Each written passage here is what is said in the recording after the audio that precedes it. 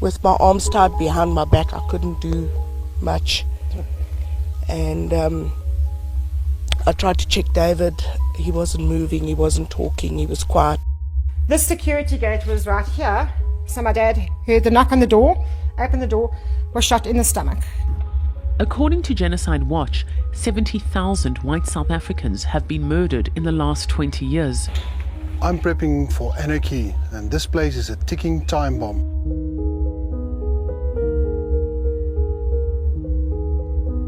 South African Parliament has backed a motion that calls for changing the constitution and allowing for land expropriation without compensation. Essentially, white South Africans will lose their land.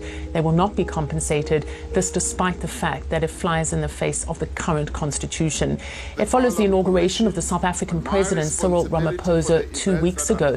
He has said that he wants to speed up the transfer of land from white to black South Africans.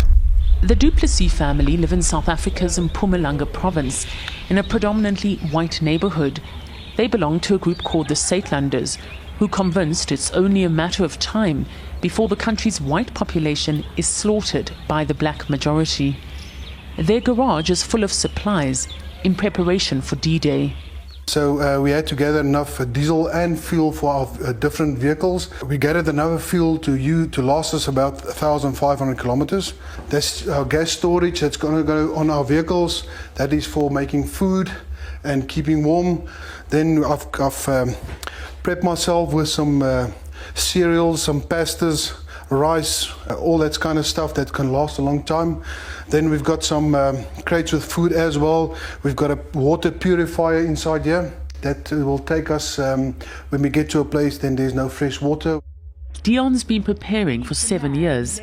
While most South Africans watched Mandela's funeral with sadness, he monitored it with concern. I'll phone everybody that needs to be phoned and I'll SMS it through so we can start the evacuation plan. And let's go. We're out of here. A call or an SMS from a few of the 800,000 Saitlander members will alert him something's up. I'm prepping for anarchy, and this place is a ticking time bomb. Guys, we can go, everything looks safe, we are ready for our evacuation. Keep your eyes on the road and always be aware. It happened in Zimbabwe. There was a genocide there. They chased all the white out people out of Zimbabwe.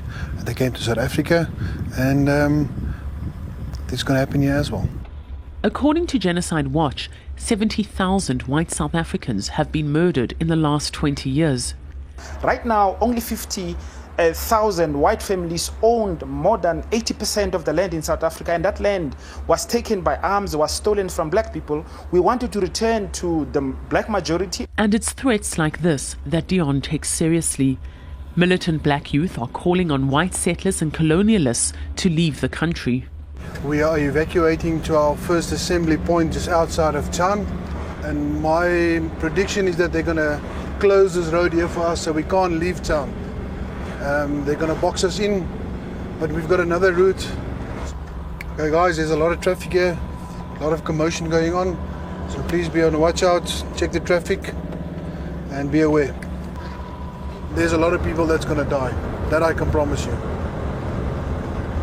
On the day of the real evacuation, people will assemble here from all surrounding towns.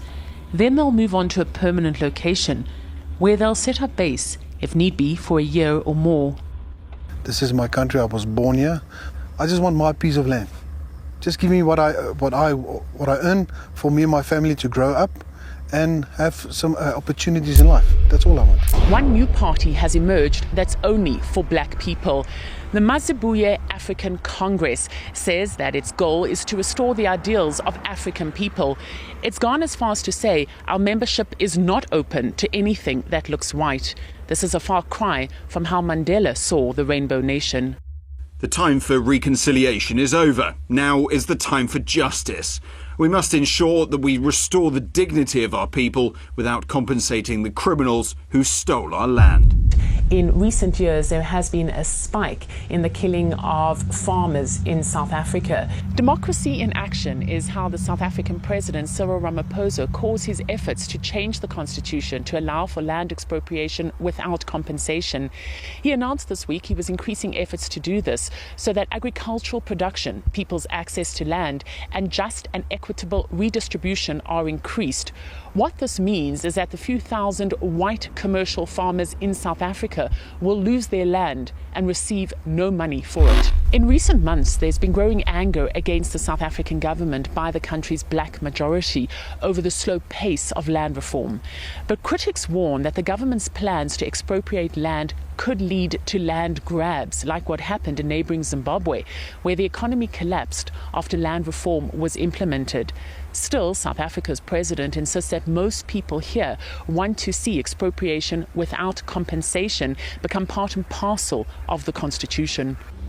Bernadette Hall has been farming in this area, Patriotsfontein, for just over 30 years. Patriotsfontein is about 2 hours outside of capital Pretoria.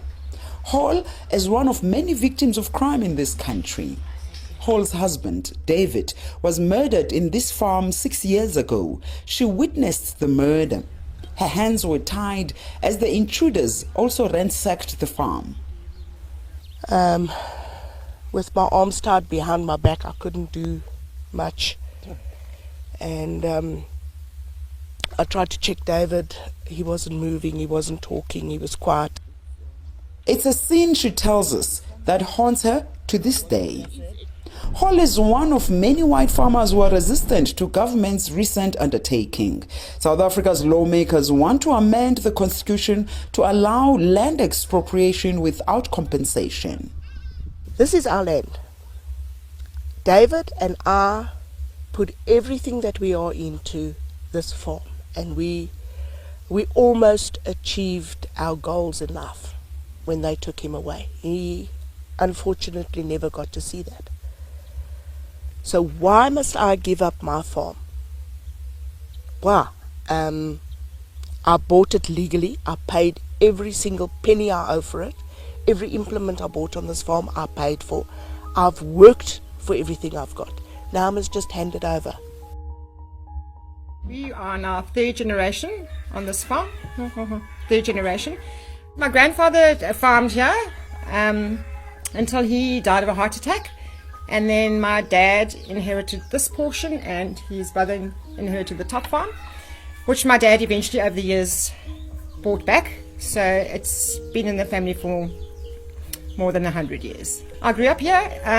Myself and my 3 siblings grew up here, went to school in Graafnet, which I'm sure you came through, and then went to study in Cape Town. And yeah, it was always our dream to come back, and it was always the intention to come back, not under these circumstances though. My dad was living alone. My mum was in an Alzheimer's home, so this is quite hard. Because we were so safe here, there was actually no handle on the back door. It was always open. And this security gate was right here. So my dad heard the knock on the door, opened the door, was shot in the stomach. Managed to get to the phone. Yeah. Phoned my aunt, said I've been shot in the stomach. Put the phone down, phoned our neighbour. And while he said to Jeremy, I've been shot. And while he was on the phone to Jeremy heard the shots. Just kept going. And there was one shot that ricocheted against that wall. All the time my dad's being shot. Back, arms, legs. And my dad slumped over this chair. Slumped forward over this chair. And he was shot in the back of the head here. Just execution style. So all they took... about 20,000 rand in the safe. They took that, helped themselves to food in the fridge, and then hit the road.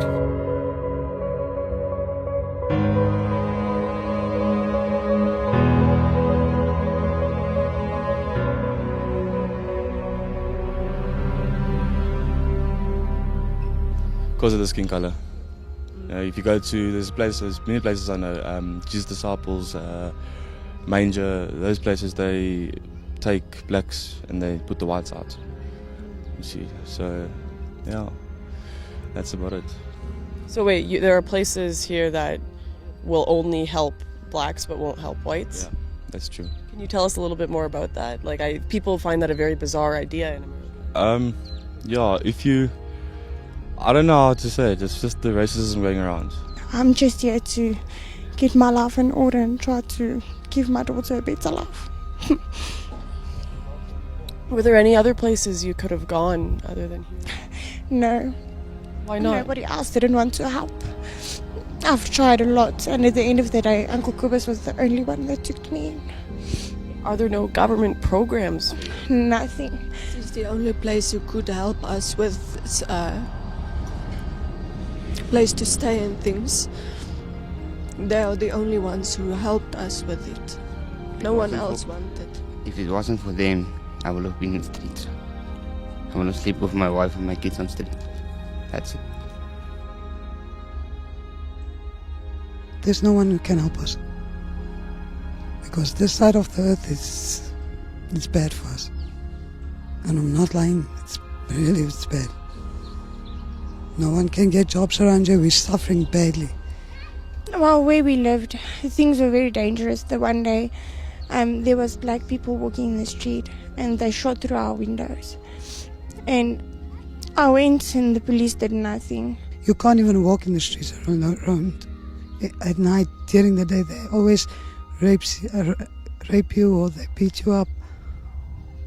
They're swearing at you in the language. They know you don't know the language, but they will come and swear at you, breaking you down around you. You don't feel like a person around you anymore. So they're making sure our people, we don't have a life anymore. They will make sure about it.